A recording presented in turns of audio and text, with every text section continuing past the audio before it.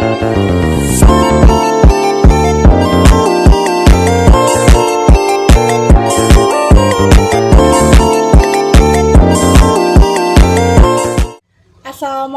warahmatullahi wabarakatuh. Halo semuanya. Perkenalkan, nama saya Juliawati. NIM saya 61201232201. Program Studi Manajemen kelas RA1 semester 3 dengan dosen pengampu Bapak Muhammad Teguh Setiadi SEMM, CTMP, CMC, CPGAM, CPLM, CIB. Nah, video ini dibuat dan diposting untuk memenuhi syarat penilaian ujian akhir semester mata kuliah Komunikasi Bisnis. Di sini saya akan menjelaskan materi yang telah disampaikan sebelumnya oleh dosen pengampu saya. Nah, langsung saja di sini saya akan menjelaskan apa sih itu komunikasi bisnis. Nah, istilahnya komunikasi itu bisa kita sebutkan dengan communication ya. Nah, bersumber dari kata Latin communication dan bersumber dari kata komus. Nah, yang berarti sama. Sama di sini maksudnya adalah sama makna. Dalam prosesnya, minimal komunikasi berlangsung apabila ada mengenai apa yang dipercakapkan. Dikatakan minimal karena kegiatan-kegiatan komunikasi ini tidak hanya informatif, yakni agar orang lain mengerti dan tahu, tetapi juga persuasif, yaitu agar orang lain bersedia menerima suatu paham atau keyakinan, melakukan sesuatu perbuatan atau kegiatan dan lain-lain. Selanjutnya di sini ada komunikasi menurut para ahli. Yang pertama, ada menurut J.A. De Vito menjelaskan bahwa komunikasi berarti suatu tindakan oleh satu orang atau lebih mengirim dan menerima yang terdistorsi oleh gangguan yang terjadi dalam satu konteks tertentu.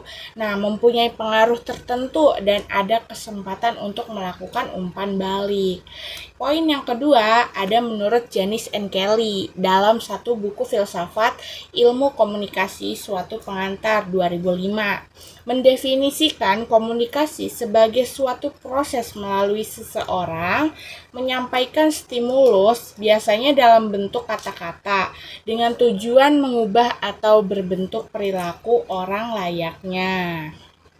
Nah, di sini ada unsur-unsur komunikasi. Yang pertama, pengirim atau komunikator adalah manusia berakal budi yang berinisiatif menyampaikan pesan untuk mewujudkan motif komunikasinya. Yang kedua, ada penyandian atau encoding, adalah proses di mana komunikator menggemas maksud atau pesan yang ada dalam benak dan hatinya menjadi simbol-simbol, suara, tulisan, gerak tubuh, dan bentuk lainnya untuk dapat dikirimkan kepada komunikasinya. Yang ketiga, ada pesan, merupakan informasi yang akan disampaikan oleh komunikator melalui simbol-simbol. Yang keempat, ada saluran atau media. Media dalam komunikasi diartikan sebagai saluran, sarana penghubung dan alat komunikasi. Contoh nih, saluran komunikasi pada manusia antara lain adalah panca indera berupa pendengaran, penglihatan, penciuman, peraba, dan perasa. Selanjutnya ada poin yang kelima, yaitu penyandian ulang atau decoding, merupakan sebuah proses reaksi komunikan dalam penerima pesan dari komunikator, kemudian komunikan akan mengartikan simbol-simbol menjadi sebuah makna atau informasi. Nah, poin yang keenam itu penerima, merupakan individu atau kelompok yang menjadi sasaran komunikasi. Nah, yang ketujuh ada umpan balik atau feedback. Nah, informasi yang kembali ke komunikator dari komunikan sebagai bentuk respon terhadap pesan yang diterima oleh komunikan itu merupakan bentuk umpan balik atau feedback dalam proses komunikasi. Selanjutnya di sini saya akan menjelaskan bentuk-bentuk komunikasi. Yang pertama, Komunikasi verbal. Verbal menurut Kampus Besar Bahasa Indonesia adalah lisan. Maksudnya, komunikasi dilakukan antara pembicara dan pendengar hanya menggunakan lisan saja. Lain halnya definisi komunikasi verbal menurut komunikasi, bahwa komunikasi verbal yaitu proses komunikasi berupa lisan dan tulisan. Poin yang kedua, ada komunikasi nonverbal. Komunikasi nonverbal merupakan komunikasi yang berbentuk lambang-lambang seperti gestur, gerakan tangan, kaki, atau bagian lain dari tubuh. Selanjutnya di sini ada faktor kesalahpahaman dalam komunikasi bisnis.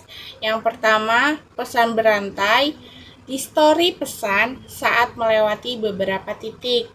Yang kedua, gangguan fisik, hambatan fisik yang mengganggu proses penyampaian pesan. Yang ketiga, ada pesan bermakna ganda, pesan yang memiliki lebih dari satu makna. Yang keempat, ada saluran komunikasi yang tidak tepat, pemilihan saluran yang tidak sesuai dengan situasi. Yang kelima, ada kurang memperhatikan pesan, kurangnya konsentrasi saat menerima pesan.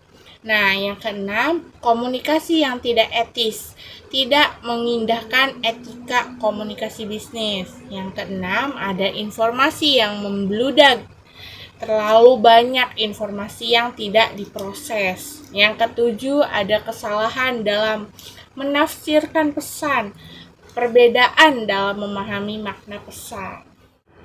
Nah, di sini saya akan menjelaskan bagian 1. Yang pertama, ada komunikasi efektif antar budaya.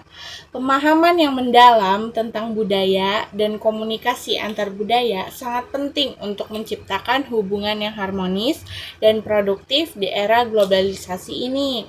Dan dengan mengatasi hambatan-hambatan yang ada, individu dapat meningkatkan kerjasama dan menciptakan lingkungan yang inklusif. Penting bagi individu dan organisasi untuk secara aktif mengembangkan keterampilan komunikasi antar budaya melalui pendidikan dan pelatihan yang berfokus pada pemahaman perbedaan budaya. Dengan mengintegrasikan kurikulum pendidikan dan pelatihan karyawan, individu akan lebih siap untuk menghadapi tantangan komunikasi yang muncul akibat perbedaan bahasa, nilai, dan norma. Hambatan-hambatan komunikasi antara budaya dapat muncul dari berbagai faktor. Salah satunya adalah perbedaan bahasa. Bahasa dalam alat utama dalam komunikasi dan perbedaan bahasa dapat menyebabkan kesalahpahaman yang signifikan. Ketika individu tidak berbicara dalam bahasa yang sama, mereka mungkin kesulitan untuk menyampaikan pesan dengan jelas atau memahami apa yang disampaikan oleh orang lain. Selain itu, nuansa dan makna yang terkandung dalam bahasa juga dapat berbeda sehingga menambahkan kompleksitas dalam komunikasi. Nah, selanjutnya ada di bagian kedua, yaitu etika dan teknologi dalam komunikasi. Etika komunikasi dalam penggunaan media sosial sangat penting untuk menciptakan interaksi yang sehat, efektif, dan bertanggung jawab di dunia digital. Etika sendiri adalah kajian tentang baik dan buruknya perilaku manusia yang menjadi pedoman dalam bertindak, termasuk dalam komunikasi. Komunikasi, baik di dunia nyata maupun media sosial, melibatkan interaksi individu yang memerlukan norma-norma untuk menjaga ketertiban dan keharmonisan. Media sosial sebagai platform yang memungkinkan komunikasi dan interaksi secara luas, membutuhkan penerapan etika komunikasi. Dengan memahami dan menerapkan etika komunikasi yang baik di dunia nyata maupun di media sosial, kita dapat menciptakan lingkungan komunikasi yang sehat, harmonis, bermanfaat bagi semua pihak. Di bagian ketiga ini ada pusat bisnis dan surat bisnis. Yang pertama, pusat bisnis. Pusat bisnis atau distrik bisnis adalah kawasan di sebuah kota yang didedikasi untuk aktivitas bisnis dan komersial. Fungsi utamanya yaitu menjadi tempat berkumpulnya perkantoran, bank, pusat perbelanjaan, hotel, dan restoran. Lokasi strategis dengan akses mudah dan infrastruktur yang memadai membuat pusat bisnis menjadi pusat kegiatan ekonomi, tempat banyak transaksi bisnis, perdagangan tersandi. Nah, tempat ini berinovasi dan membangun jaringan profesional dalam lingkungan yang dinamis. Nah, ada poin yang kedua, yaitu surat bisnis. Surat bisnis memiliki struktur yang meliputi kepala surat, tanggal, alamat penerima, salam pembuka, isi surat paragraf, pembuka, inti, dan penutup. Salam penutup, tanda tangan, dan lampiran jika ada.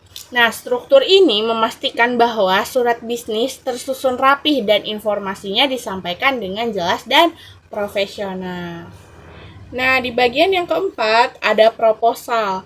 Proposal adalah rencana kerja yang disusun secara sistematis dan terinci untuk suatu kegiatan yang bersifat formal dan untuk mendapat persetujuan maupun bantuan dari pihak lain. Proposal juga memiliki beberapa ketentuan yang harus dipenuhi. Secara beberapa ketentuan yang harus diperhatikan dalam penyusunan proposal, yaitu memiliki urutan struktur di dalam penyusunan. Berdasarkan jenis-jenis proposal, nah proposal dibuat untuk bertujuan menjabarkan atau menjelaskan sebuah tujuan kepada si pembaca, sehingga mereka memperoleh pemahaman mengenai tujuan tersebut lebih mendetail. Dan dari proposal tersebut diharapkan dapat memberikan informasi yang sedetail mungkin kepada si pembaca, sehingga akhir memperoleh persamaan visi, misi, dan tujuan. Nah, di sini ada bagian yang kelima, yaitu membuat laporan dan fungsi laporan. Laporan merupakan alat bagi pimpinan untuk menginformasikan atau memberikan masukan ya untuk setiap pengambilan maksudnya pengambilan keputusan yang kita ambil nih. Nah, oleh karena itu laporan itu harus akurat, lengkap, dan objektif. Nah, menurut kita ya. Nah, dalam prakteknya nih, laporan itu sebuah dokumen yang merupakan laporan akhir dari suatu kegiatan. Nah, laporan ini menyajikan informasi dengan cara yang sangat khusus nih. Seperti informasi yang terkandung dalam laporan itu sesungguhnya telah ditulis dan dikumpulkan dalam kertas kerja. Biasanya kertas kerja itu jauh lebih banyak volumenya ya daripada laporan. Oleh karena itu, apabila kertas kerja ini lengkap dan teratur rapih, maka penulisan laporan akan jauh lebih mudah. Pada umumnya, membuat laporan tertulis ini membuat berdasarkan laporan yang dibuat oleh setiap bagian atau subbagian ya yang ada di perpustakaan. Cara ini bisa dilakukan oleh pimpinan dalam rangka melaksanakan salah satu fungsi manajemen, yaitu pengawasan. Nah, dengan pengawasan seperti ini nih, informasi akan memperoleh kurang lengkap data yang diperoleh kemudian disimpan untuk kemudian dijadikan bahan perbandingan di masa yang akan datang, seperti itu. Bagian yang terakhir yaitu bagian yang keenam, yaitu teknologi dalam komunikasi bisnis. Teknologi komunikasi telah membawa perubahan signifikan dalam cara kita berinteraksi dan bertukar informasi. Meski banyak penawaran manfaat ya, seperti efisiensi dan akses informasi, teknologi ini juga memiliki kelemahan yang perlu diwaspadai, terutama terkait keamanan dan ketergantungan. Penting bagi kita nih menggunakan teknologi komunikasi secara bijak agar dapat memaksimalkan manfaat yang ditawarkannya. Kesimpulan yang dapat saya ambil dari materi yang tadi saya jelaskan, yaitu komunikasi bisnis adalah kunci utama dalam menjalankan dan mengelola sebuah organisasi. Dengan komunikasi yang baik, perusahaan dapat memastikan bahwa setiap informasi tersampaikan dengan jelas, sehingga dapat mendukung kinerja secara tim. Nah, pengambilan keputusan dan pencapaian tujuan bersama, komunikasi yang efektif itu juga membantu membangun hubungan yang harmonis dan dengan pelanggan, mitra bisnis, dan karyawan, serta mencegah terjadinya kesalahpahaman yang tidak bisa merugikan perusahaan. Sekian materi dari saya. Semoga video ini bermanfaat bagi yang menonton. Sekian dan terima kasih. Wassalamualaikum warahmatullahi wabarakatuh.